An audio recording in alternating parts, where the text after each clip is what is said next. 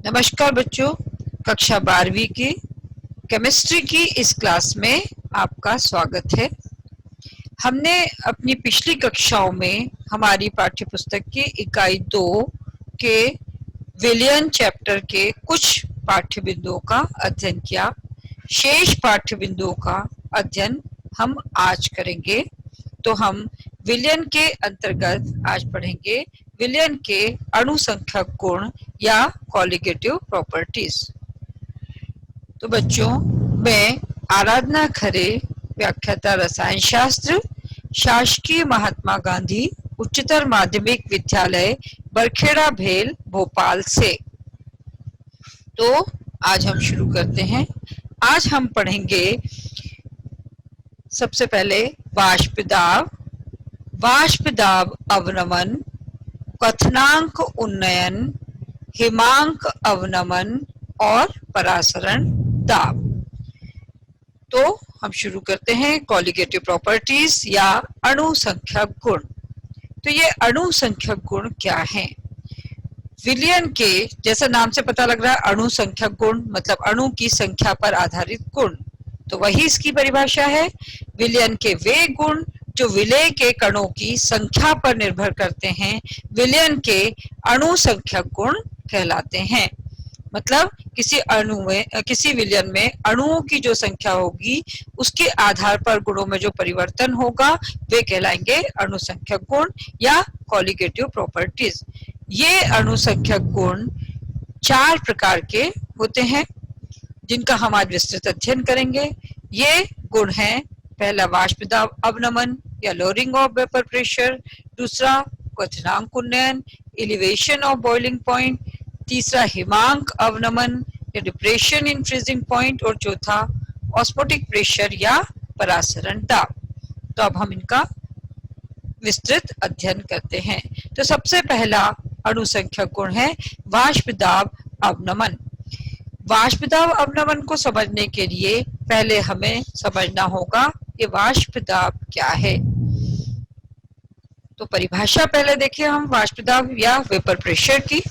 निश्चित ताप पर किसी द्रव के पृष्ठ के ऊपर द्रव के साथ साम्यावस्था में उपस्थित वाष्प द्वारा लगाया गया दाब वाष्पदाब या वेपर प्रेशर कहलाता है। अब हम इसको समझने के लिए ये पिक्चर देखिए। हम फिगर 1 में देख रहे हैं कि यहाँ हमने विलयन को एक बंद पात्र में रखा है। यदि ये बंद पात्र में नहीं होगा तो विलयन का वाष्पीकरण होता रहेगा और संघनन की क्रिया नहीं होगी। तो बंद पात्र में पहले इसका वाष्पीकरण हुआ और आप देख रहे हैं इसमें वाष्पीकृत अणुओं की संख्या अभी कम है। तो ये वाष्पीकरण की क्रिया चलती रहेगी। जब वाष्पीकरण की क्रिया होती है तो उसके विपरीत संघनन की क्रिया होती है। मतलब जब द्रव वाष्प में परिवर्तित होता है वहीं वाष्प पुनः द्रव में परिवर्तित होने लगती है। यह क्रिया संघनन या कंडेंसेशन कहलाती है। तो यहाँ पहले तो वाष्पीकरण की क्रिया अधिक होगी, फिर धीरे धीरे संघनन की क्रिया शुरू होगी, फिर एक स्थिति ऐसी आएगी कि वाष्पीकरण और संघनन दोनों की क्रिया की दर बराबर हो जाएगी और इस अवस्था को हम कहते हैं इक्विलिब्रियम स्टेट या साम्यावस्था। तो ऐसी स्थिति में जब हम देखते हैं तो हमको ऐसा लगता है वाष्पीकरण की क्रिया नहीं हो रही है, परंतु वास्तव में जितने अणुओं का वाष्पीकरण होता है उतनी ही मात्रा में संघनन की क्रिया होती है और इस तरह ये दोनों एक दूसरे से साम्यावस्था में होते हैं। और इस स्थिति में वाष्प के द्वारा द्रव की सतह पर जो दाब डाला जाता है उसे हम वाष्पदाब या वेपर प्रेशर कहते हैं। तो यहाँ हम इस क्रिया को और स्पष्ट रूप से समझ सकते हैं। पहले हम देख रहे हैं कि हमने खुला पात्र या ओपन सिस्टम में विलयन को लिया है और इसमें यहाँ विलयन का वाष्पीकरण हो रहा है। हम जो नीचे की तरफ एरो है उसके द्वारा कंडेंसेशन या संघनन को दर्शा रहे हैं और जो अपर साइड एरो है उसके द्वारा वाष्पीकरण या एवेपोरेशन को दर्शा रहे हैं। तो यहाँ पर पहले जब ये खुला पात्र है तो इसमें वाष्पीकरण की क्रिया हो रही है, परंतु जब हमने इसको बंद कर दिया है तो जितनी वाष्प द्रव वाष्प में परिवर्तित हुआ है, वही द्रव फिर से संघनित होकर वही वाष्प फिर से द्रव में संघनित हो रहा है। तो जब साम्यावस्था आएगी तो आप देख रहे हैं जितना वाष्पीकरण उतना ही संघनन हो रहा है, और इस कंडीशन में वाष्प के द्वारा द्रव की सतह पर जो दाब डाला जाएगा उसको कहते हैं वाष्प दाब। तो अब हम आते हैं अपनी पहली कोलिगेटिव प्रॉपर्टी या अणुसंख्यक गुण पर, वो है वाष्प दाब अवनमन या लोअरिंग ऑफ वेपर प्रेशर। तो ये वाष्प दाब अवनमन क्या है? तो पहले इसकी परिभाषा देखिए। जब किसी अवाष्पशील विलेय पदार्थ के कारण विलयन के वाष्प दाब में जो कमी अथवा अवनमन होता है उसे वाष्प दाब का अवनमन कहते हैं। समझिए इसको।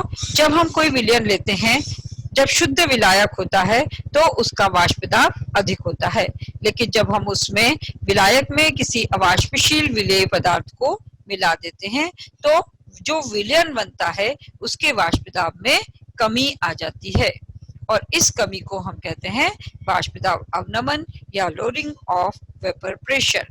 तो अब ये अवनमन क्यों हुआ तो समझिए।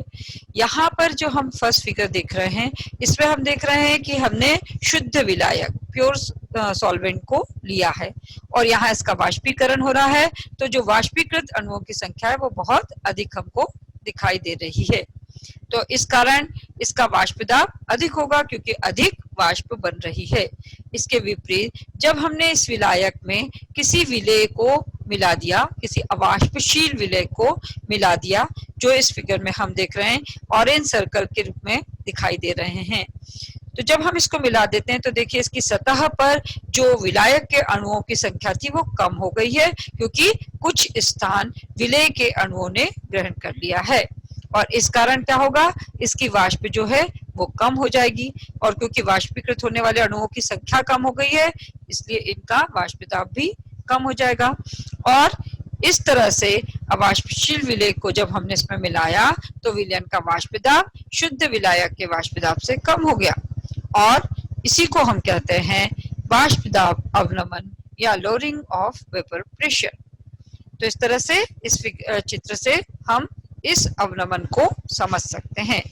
मतलब अगर वाष्प दाब में सतह पर अणुओं की संख्या कम हुई तो वाष्प दाब भी कम हो जाएगा।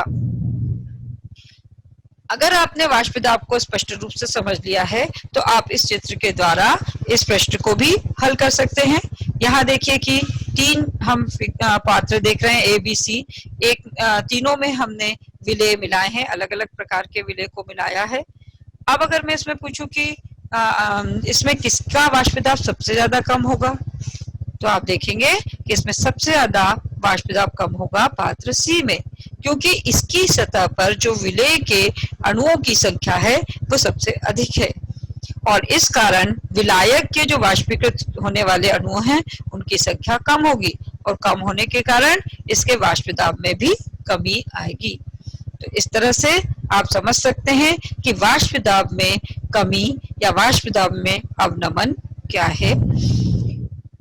अब आते हैं हम दूसरी कोलिगेटिव प्रॉपर्टी जो होती है डिप्रेशन ऑफ फ्रीजिंग पॉइंट या हिमांक में होने वाली कमी।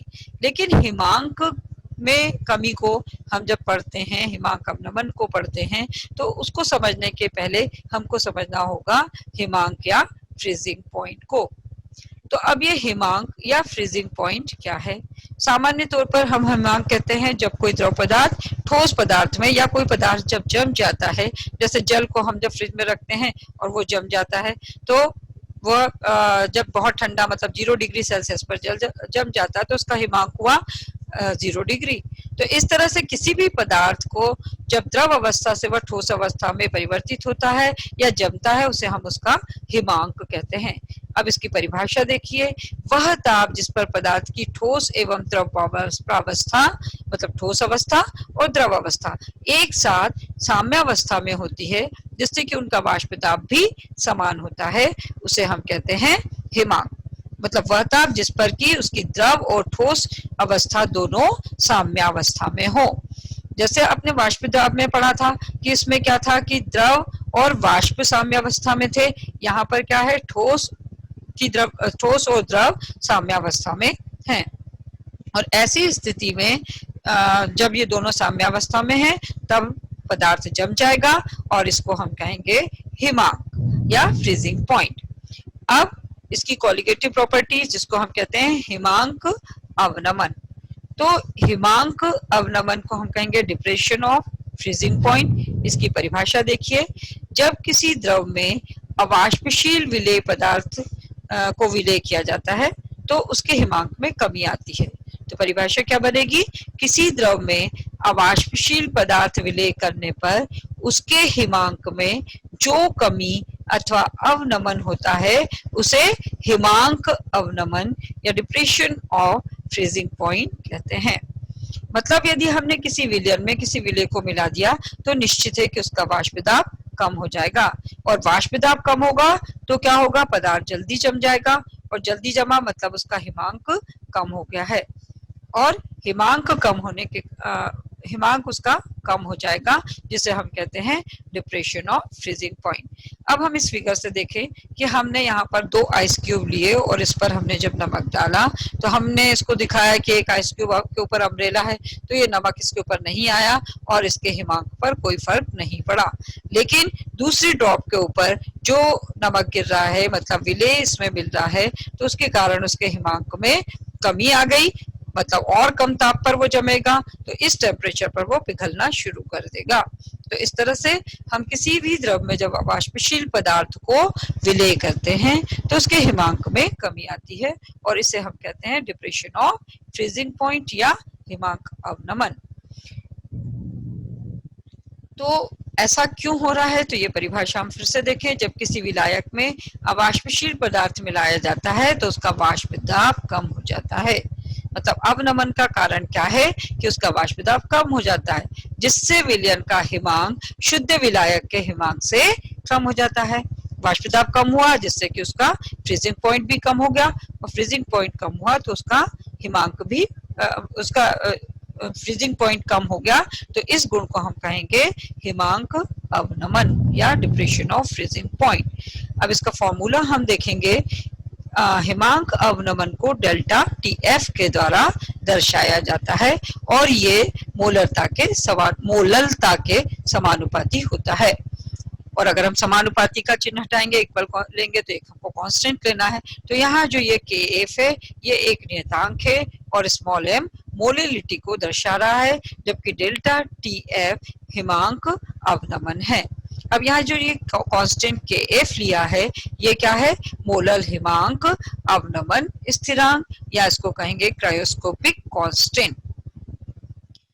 इसकी परिभाषा हम देखें तो मोलर हिमांक अवनमन स्थिरांक या क्रायोस्कोपिक कांस्टेंट जो है उसकी परिभाषा है मोलल विलयन के हिमांक में, मतलब हमने किसी पदार्थ का एक मोलल विलयन लिया हुआ है। मोलल विलयन की परिभाषा आप पहले भी पढ़ चुके हैं।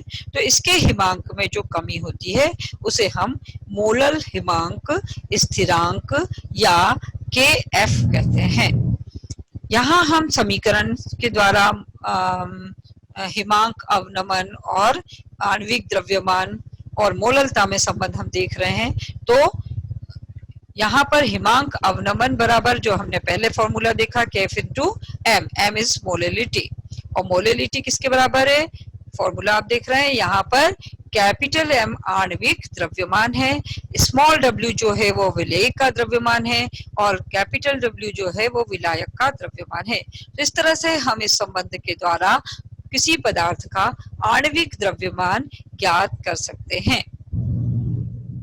हम एक ग्राफ अगर बनाएं ताप के बीच में और वाष्प दाब के बीच में, तो हम देखते हैं कि जब पदार्थ को ठंडा किया जाता है तो यहाँ ग्राफ दर्शा रहा है विलायक और विलयन के हिमांक को।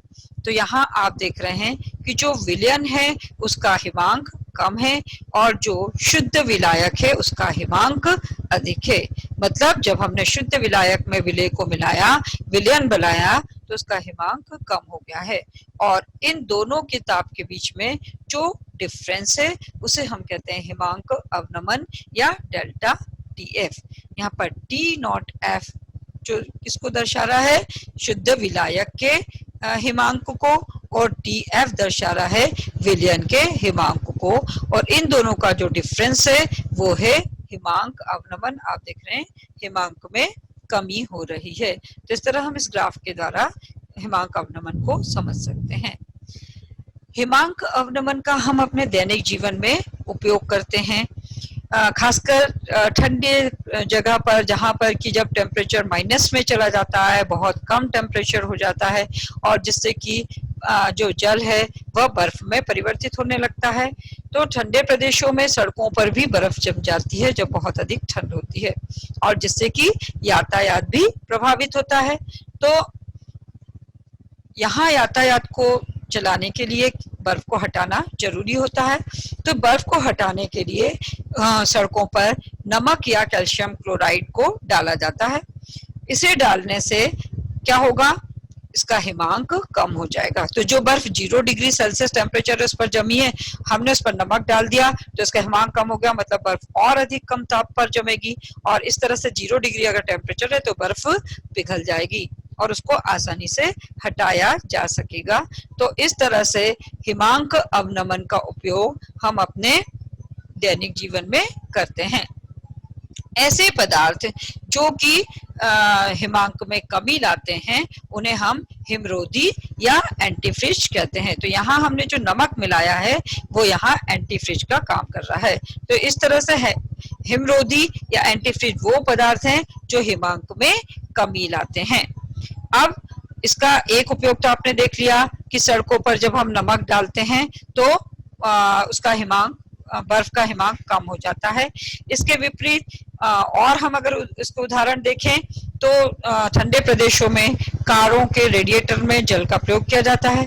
अब अगर तापमान कम होगा तो ये जल भी जमने लगेगा। तो इसको रोकने के लिए जब हम पेट्रोल डालते हैं तो वहां पर उसमें इथाइलिन ग्लाइकोल भी मिला दिया जाता है, क्योंकि इथाइलिन यहाँ एंटीफ्रिज का काम करता है और जिससे कि जल का हिमांक कम हो जाता है, और जब तापमान बहुत कम होता है तब भी रेडिएटर में पानी नहीं जमता है और इंजन आसानी से काम करता है। तो ये देखिए हमने हिमांक अवनमन के उपयोग। अब आते हैं हम तीसरी प्रॉपर्टी, क्वथनांक उन्नयन। अब क्वथनांक उन्नयन को समझने के लिए हमको समझना होगा पहले क्वथनांक को। तो क्वथनांक क्या है, क्वथनांक या बॉइलिंग पॉइंट क्या है, इसको समझेंगे। वह ताप जिस पर पदार्थ का वाष्प दाब वायुमंडलीय दाब के बराबर होता है, या जिस ताप पर कोई द्रव पदार्थ वाष्प में परिवर्तित होता है, वह ताप क्वथनांक या बॉइलिंग पॉइंट कहलाता है। या सामान्य भाषा में हम कहते हैं कि जब कोई पदार्थ, द्रव पदार्थ उबलने लगता है वह उसका क्वथनांक कहलाता है। तो पदार्थ कब उबलता है, जब उसका वाष्प दाब वायुमंडलीय दाब के बराबर हो जाता है। तो परिभाषा इसकी यह होगी कि वह ताप जिस पर पदार्थ का वाष्प दाब वायुमंडलीय दाब के बराबर हो जाता है उसे हम उसका क्वथनांक कहते हैं। अब हम इसको ऐसा समझे कि जब हम किसी द्रव पदार्थ को पर्वत पर ले जाएं या ऊंचाई पर ले जाकर गर्म करें तो वहां पर वाष्प दाब कम हो जाता है, तो वहां पर वायुमंडलीय दाब कम हो जाता है, और वायुमंडलीय दाब कम होगा तो विलयन का वाष्प दाब जल्दी ही वायुमंडलीय दाब के बराबर आ जाएगा। तो हम कहेंगे कि यहाँ इसका क्वथनांक कम हो जाएगा। इसके विपरीत यदि विलयन को हम गहराई पर ले जाते हैं तो वहां पर आप सभी को मालूम है कि वायुमंडलीय दाब अधिक होगा, और वायुमंडलीय दाब जब अधिक होगा तो वाष्प दाब देरी से उसके बराबर होगा, मतलब हमको पदार्थ को बहुत अधिक उबालना होगा और इस कारण वहां पर उसका क्वथनांक अधिक हो जाएगा। तो इस प्रकार जब हम गहराई पर द्रव पदार्थ को उबालते हैं तो उसका क्वथनांक अधिक होता है क्योंकि वह देर से उबलता है, और ऊंचाई पर उसका क्वथनांक कम होता है क्योंकि वहां वायुमंडलीय दाब कम होता है। तो अब हम आते हैं इस कोलिगेटिव प्रॉपर्टी में, क्वथनांक उन्नयन में। जैसे आपने हिमांक अवनमन पढ़ा था कि जब हमने किसी विलेय पदार्थ को मिलाया तो उसका हिमांक कम होगा। इसके विपरीत यदि हम किसी अवाष्पशील पदार्थ को मिलाते हैं तो उसका क्वथनांक बढ़ जाता है, और इसे हम कहते हैं एलिवेशन ऑफ बॉइलिंग पॉइंट या क्वथनांक उन्नयन। तो क्वथनांक उन्नयन की परिभाषा हम देखेंगे। क्वथनांक उन्नयन जब किसी विलायक में अवाष्पशील पदार्थ को मिलाया जाता है तो उसका वाष्प दाब कम हो जाता है, जिससे विलयन का क्वथनांक अधिक हो जाता है, और इस वृद्धि को हम क्वथनांक उन्नयन या एलिवेशन ऑफ बॉइलिंग पॉइंट कहते हैं। परिभाषा फिर से देखिए, जब किसी विलायक में किसी अवाष्पशील पदार्थ को मिलाया जाता है तो उसका वाष्प दाब कम हो जाता है और जिससे उसके क्वथनांक अधिक हो जाता है। मतलब हमको वाष्प दाब बढ़ाने के लिए उस पदार्थ को और अधिक उबालना पड़ता है, गर्म करना पड़ता है, और इस वृद्धि को हम कहते हैं क्वथनांक उन्नयन। यहाँ हम इस चित्र के द्वारा इसको आसानी से समझ सकते हैं। आप पहला जो चित्र देख रहे हैं उसमें पदार्थ का वाष्पीकरण हो रहा है, केवल शुद्ध विलायक है और इस तरह से वाष्पीकृत होने वाले अणुओं की संख्या अधिक है। जबकि दूसरे चित्र में हम देख रहे हैं कि हमने विलायक में विलेय को, अवाष्पशील विलेय को मिला दिया है और इस अवाष्पशील विलेय को मिलाने से इसके वाष्पीकृत होने वाले अणुओं की संख्या कम हो गई है, क्योंकि सतह पर विलेय के अणु आ गए हैं और इस तरह से इसमें विलेय की संख्या, वाष्पीकरण की संख्या कम हो गई है, वाष्पीकृत होने वाले अणुओं की संख्या भी कम हो गई है। तो या इस तरह से क्वथनांक में वृद्धि होगी। हम इसके लिए ग्राफ देखते हैं कि यदि हम वाष्प दाब और ताप में ग्राफ खींचते हैं तो यहाँ पर आप देख रहे हैं कि जो ऑरेंज कलर का ग्राफ है वो विलायक के क्वथनांक को, और जो ब्लू कलर का ग्राफ है वह विलयन के क्वथनांक को दर्शा रहा है। आप देख रहे हैं कि यहाँ पर विलायक का जो क्वथनांक है वह विलायक का क्वथनांक जो आप देख रहे हैं वो कम है और विलयन का क्वथनांक जो आप देख रहे हैं वह अधिक है। तो इस तरह से अगर हम T नॉट B के द्वारा दर्शा रहे हैं तो ये है विलायक का क्वथनांक और TB जो दर्शा रहे हैं वो है विलयन का क्वथनांक, और इन दोनों का जो डिफरेंस डेल्टा TB है वह क्वथनांक उन्नयन को दर्शा रहा है, एलिवेशन ऑफ बॉइलिंग पॉइंट को दर्शा रहा है।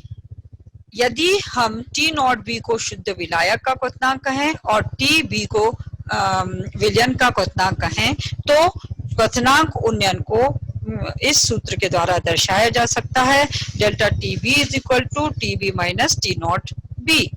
मतलब विलयन के क्वथनांक में से यदि हम विलायक के क्वथनांक को माइनस करें तो हमें क्वथनांक उन्नयन प्राप्त होता है। क्वथनांक उन्नयन विलयन में उपस्थित विलेय की मोललता के समानुपाती होता है, जो भी विलेय उसकी मोललता के समानुपाती होता है। और यहाँ पर अब हम इस सूत्र को संबंध के द्वारा दर्शा सकते हैं, delta TB is equal to KB into M। यहाँ KB क्या है? मोलल उन्नयन स्थिरांक, और M क्या है? मोललता, विलेय की मोललता। अब हम मोलल उन्नयन स्थिरांक को समझें। मोलल उन्नयन स्थिरांक, जिसे हम इबिलियोस्कोपिक कांस्टेंट भी कहते हैं, इसकी परिभाषा देखिए। मोलल विलयन के क्वथनांक, मतलब एक विलयन जो मोलल विलयन है उसके क्वथनांक में जो वृद्धि होती है उसे हम कहते हैं मोलल उन्नयन स्थिरांक। और इसका हम सूत्र देखें, डेल्टा TB जो ये क्या है? क्वथनांक उन्नयन है, और इसके द्वारा हम किसी भी पदार्थ का मोलर द्रव्यमान ज्ञात कर सकते हैं। यहाँ पर जो ये M2 है वह मोलर द्रव्यमान है। तो इस प्रकार से हम इस सूत्र के द्वारा किसी पदार्थ का मोलर द्रव्यमान ज्ञात कर सकते हैं।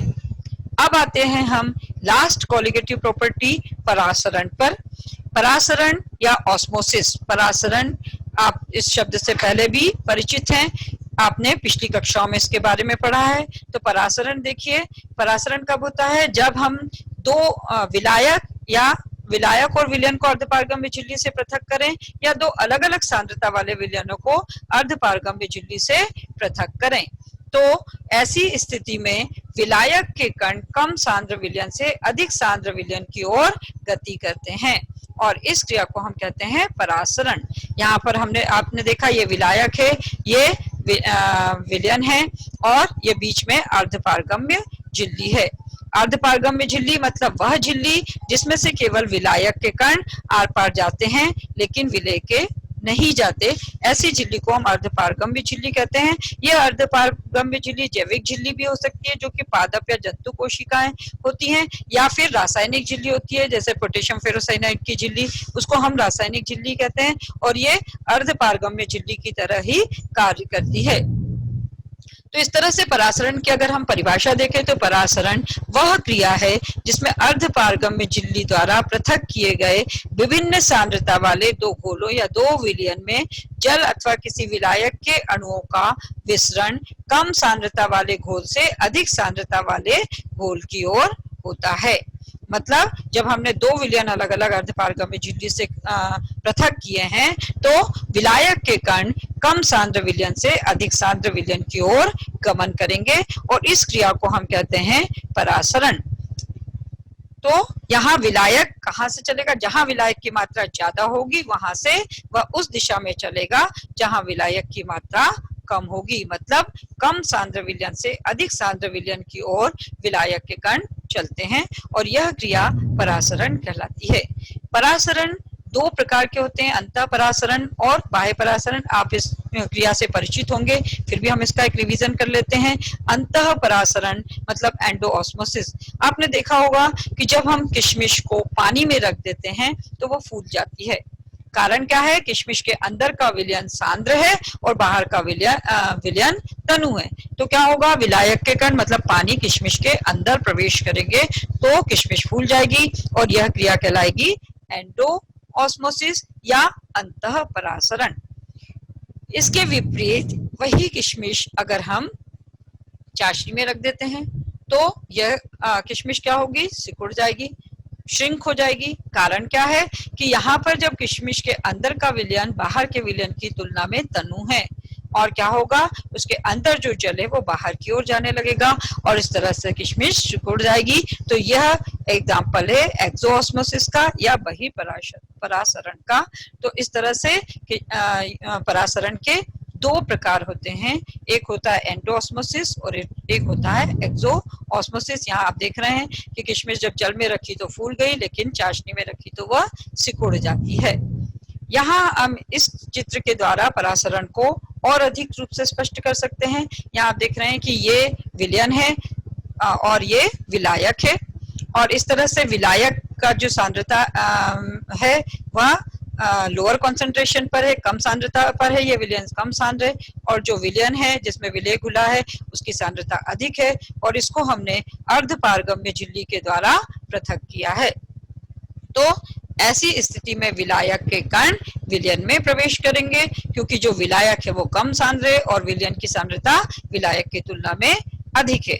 या ये मान लें कि ये तनु विलयन है, सांद्र विलयन है, तो तनु विलयन से विलायक के कण सांद्र विलयन में प्रवेश करेंगे और इस कारण इसका तल आप देख रहे हैं कि कम हो गया है क्योंकि यहाँ के अणु जो हैं वह विलयन में प्रवेश कर रहे हैं। तो यह क्रिया कहलाती है ऑस्मोसिस या परासरण। तो इस तरह हमने परासरण का अध्ययन किया, इसके दो प्रकारों का अध्ययन किया। अब इसके बाद के नेक्स्ट जो पाठ्य बिंदु है उनका अध्ययन हम अगली कक्षा में करेंगे।